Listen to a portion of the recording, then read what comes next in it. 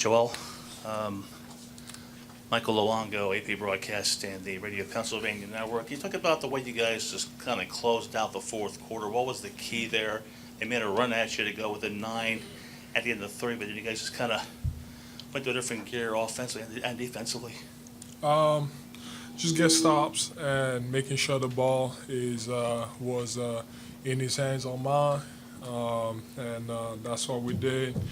He created. We knocked down some shots, couple great drives, and we also got stops. Joel, you right here, you rocked the baby after scoring over Ibaka. You did a shoulder jiggle after hitting a 3 over Gasol. You did the airplane after having the windmill. I think some sort of pointing celebration after an and one on the baseline. What do all those things do for your overall kind of energy level or approach to the game when you're kind of letting yourself loose like that? I think for everybody that knows me, I need it. When I have fun, my game just changes. I'm always told that if I don't smile during the game, I'm either having a bad game or I'm not into it. When I know that to get my game going, I gotta have fun on the court. At the same time, I gotta make plays. But that part of the theatrics, it has to happen for me. And the game is more fun that way. We all have fun as a team.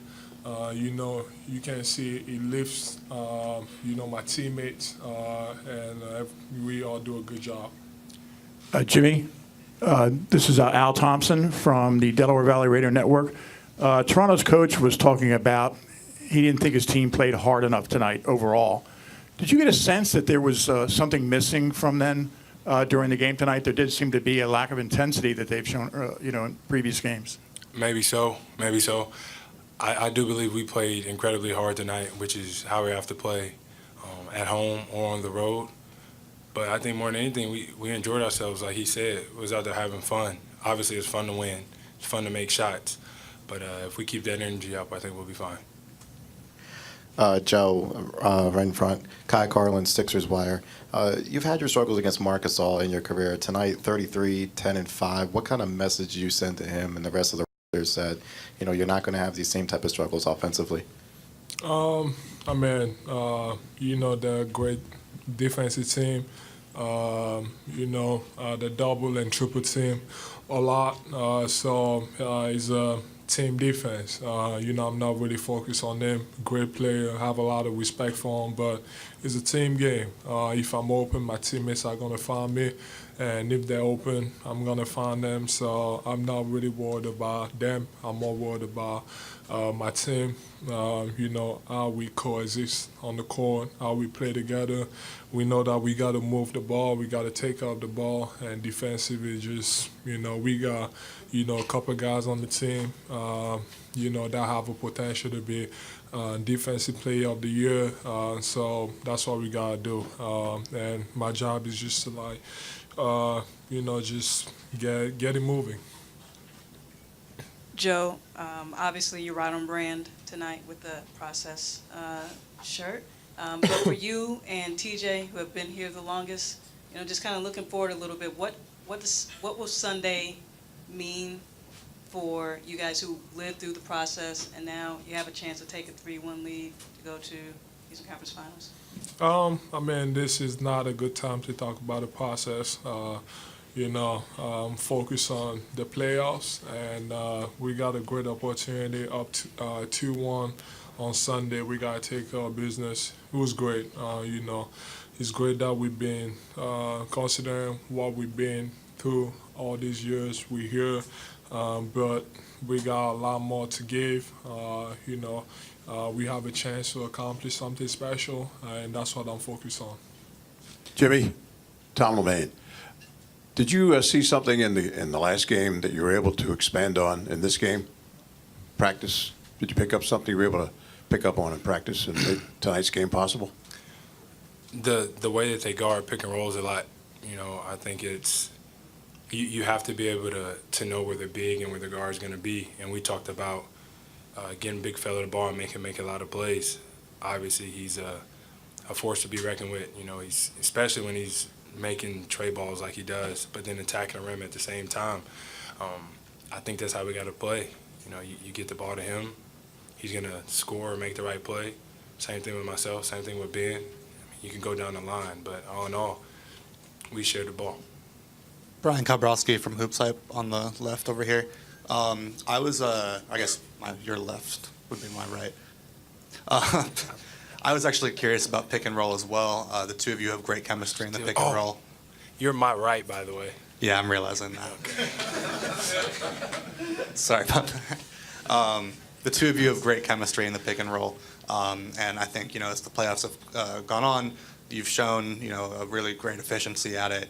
And I'm curious, right now, how much more fluid your game really is when the two of you have really been able to get more frequency with the pick and roll. I think chemistry's a bad word. Like, everybody wants to say that because we played together however many games or didn't play together however many games. It's simple enough to know that whenever you have some good basketball players out there, the game happens. You make the right plays. You do what you're supposed to do with the basketball. And that's all it is. The game is really, really simple. I think at times we, as players, decide to make it hard. But, man, if you're open, shoot. If you're not, pass. This question's for both of you right here in the front. Sarah Todd, Philadelphia Inquirer. Jimmy, when you first got here... How did you say my name and you said it for both of us? Well, I'm going to ask kind of a different question to both of you. Jimmy, when you first got here, there was a lot of talk, a lot of questions to you about whether or not you were going to be more aggressive or stop passing up on shots when the latter part of the season or the playoffs showed up, and you kept saying, yeah, when it matters, I'm going to be there. So what happens internally, or like that mental switch that goes? And then Joel, for you, do you see that? Like, have you noticed a huge difference in Jimmy, like playoff Jimmy versus regular season Jimmy? Go ahead, Joe. Give me a compliment. Obviously, he's a great player. I've noticed a difference. Playoff Jimmy is a different player. It doesn't matter, both playoff or regular season Jimmy. Both guys are the type of guys you want on the team. Because when it matters, when it's the last shot, the fourth quarter, you know that he's going to be there. He's going to show up no matter what he has going on. But, the way we've been adjusting and the way we've been playing together, I still feel like we have so much potential, especially with Tobias, Ben, JJ. Just like you said, chemistry is overrated. When you have, great basketball players on the floor, it's easy. It's not that complicated. And we all willing passers. We play we're so unselfish. We understand that it's all about moving the ball. We don't want to ever get into situations where one guy has the ball and try to create. We know that we got to move the ball, and it just makes it easier. I answered the whole question. Next. I just do what my teammates and what my coaches need for me to do. I try to find a line to keep everybody happy, to tell you the truth. I think if everybody's happy, everything runs smoothly, you win. And that's all it's about. It's not about being aggressive or not being aggressive. Whenever we lose and I'm not aggressive, y'all got something to say. But when we win and I'm not aggressive, it's nothing. So just win and nobody says anything about anything. Jimmy, I'm here on your right. Thank you. Lauren Rosen, Sixers.com. I was wondering how nice it is for you to have Mike Scott back for you individually and for the whole team. I love Mike. You see the handshake we do any and all times of the game. He's a great guy to have around. Super tough, like a guy that you want in your corner. He's not scared to take and make big shots. He can guard whoever you tell him to guard. And more than anything, he's always got a positive vibe and positive energy that he's giving off every single day. Even whenever he's not playing, that's the hardest thing to do. And he's a real one, I'll tell you that. I'll let either one of you answer it. This is D right here in the middle. Defensively, these last two games, it's different than what Game 1 was. So I think after Game 1, Jimmy, you said we defended and therefore we won. So what what happened so that the defense would be that much more aggressive, intense these last two? We made adjustments. Pascal had a great first game, and the second game, this third game, we've been able to contain him. And Kawhi, you just got to make it as tough as you can defensively. Try to make it take as many contested shots. And Ben has been doing a good job.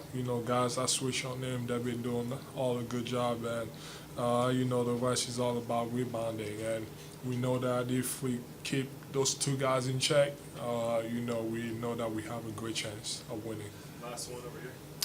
Jimmy over here, Michael Grange from Sportsnet in Toronto. Your bench, in theory, the Raptors bench was supposed to be maybe an edge, but your bench has outplayed them all 3 games. What can you say about the contributions you're getting from those guys?